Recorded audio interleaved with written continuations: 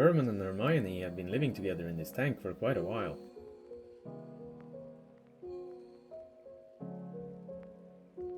And then one day, Hermione started behaving differently. She found a quiet spot, stopped moving much, and stopped eating. And we soon realized why.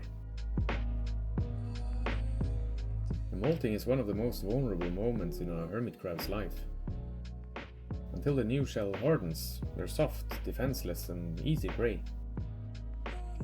Unlike most hermit crabs though, Hermione has some extra protection. And the stinging tentacles of her anemone help protect her while she's at her most vulnerable.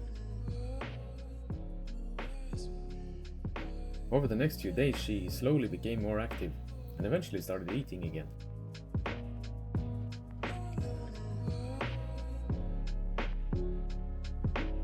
Knowing she'd grown, I added a few larger shells in case she'd outgrown her old home.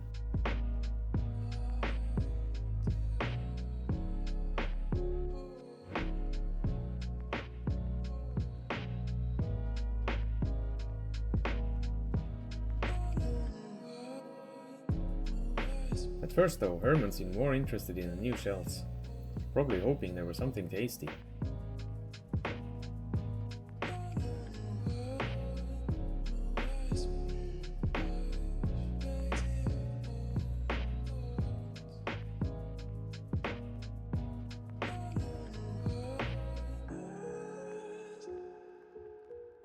Hermione didn't seem very interested in the new shells at all. But then, about a week later, we suddenly found her living in one of the new shells. She managed to get the anemone to follow her to the new shell as well. Sadly, we missed the actual transfer this time, so we only caught the aftermath on camera.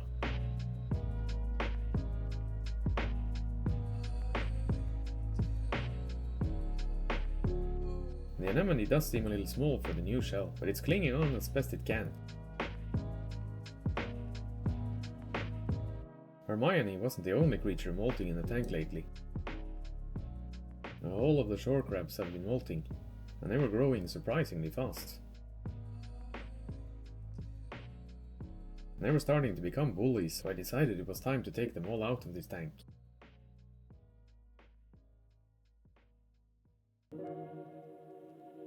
And not long after this, it was finally Herman's time to molt.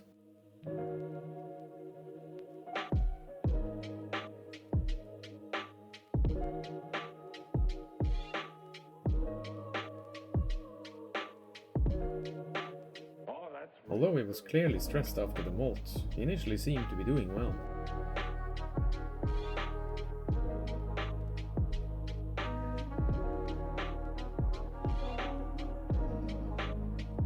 At first, everything looked normal.